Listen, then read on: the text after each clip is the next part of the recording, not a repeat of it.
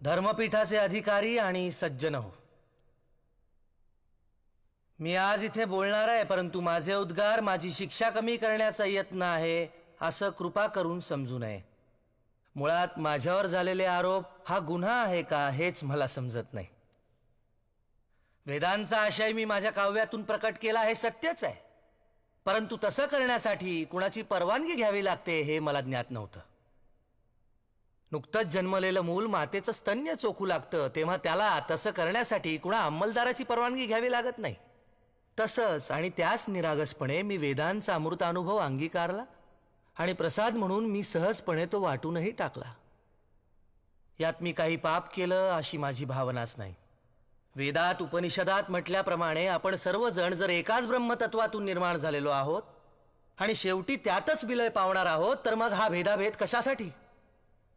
अवघी एकाचीच वीण तेथे कैसे भिन्ना भिन्न. कबीर म्हणतो, ब्राह्मण वेगळा असावा असं जर ईश्वराला वाटलं असतं तर त्यानं त्याला जानवं लिहून आणि मुंडन करूनच खाली नसतं का पाठवलं? आणि मुसलमान वेगळा असावा असं जर त्याला वाटलं असतं तर त्यानं त्याला सुनता करूनच जन्माला नसतं का घातलं? कबीराचं नाव घेऊ नका. त्याला ना जात ना धर्म.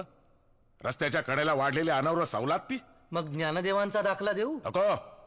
संन्याशाचं पोर ते. आश्चर्य आहे. ज्ञानदेवांना आणि त्यांच्या भावंडांना बहिष्कृत न करण्याच्या बदल्यात तुम्ही त्यांच्या मातापित्यांना जलसमाधी घ्यायला लावलीत आणि तरीही त्यांच्यावरचा संन्यासाचं पोर हा बट्टा जात नाही. बर, मग पैठणचे एकनाथ महाराज? नको.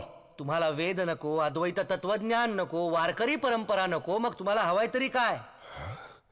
अहो, जिथे अंधार होता तिथे दिवे लावण्याचा आम्हाला अधिकार नाही असं तुम्ही म्हणता, तर मग तुम्ही दिवे लावायचे. आम्ही काय करावं हे तुम्ही सांगू नका. ज्ञान मिळवण्याचा अधिकार प्रत्येकाला आहे. ब्राह्मण, क्षत्रिय, शूद्र, वैश्य, चांडाळा आहे अधिकार. बाळे, नारी, नर आदी करोनी वेश्याही. वेश्याही? हो, वेश्याही. सर्वांना नामसंकीर्तन करण्याचा, परमेश्वराच्या जवळ जाण्याचा अधिकार आहेच. आणि ब्राह्मणांना शिष्य करून घेणे, त्यांच्याकडून पाया पडून घेणे? वारकरी संप्रदायात सगळेच एकमेकांच्या पाया पडतात. माऊली म्हणतात, समोरच्या माणसात असलेल्या देवत्वाला तो नमस्कार असतो. आणि मी आजवर कोणालाही शिष्य करून घेतलेलं नाही. शिष्य करणं, मठ स्थापन करणं, व्यापारी वृत्तीनं शोषण करणं ही या मंबाजी सारख्यांची कामं. तुकोबा, तुम्ही कितीही बडबड केलीत तरी स्मृती श्रुतीप्रमाणे तुम्ही गुन्हा केलेला आहे. या गुन्ह्याची शिक्षा काय आहे तुम्हाला माहितीये? स्मृती ग्रंथात सावकारी करणाऱ्या, सेवा करणाऱ्या, शेती करणाऱ्या ब्राह्मणांना शूद्र म्हटलंय.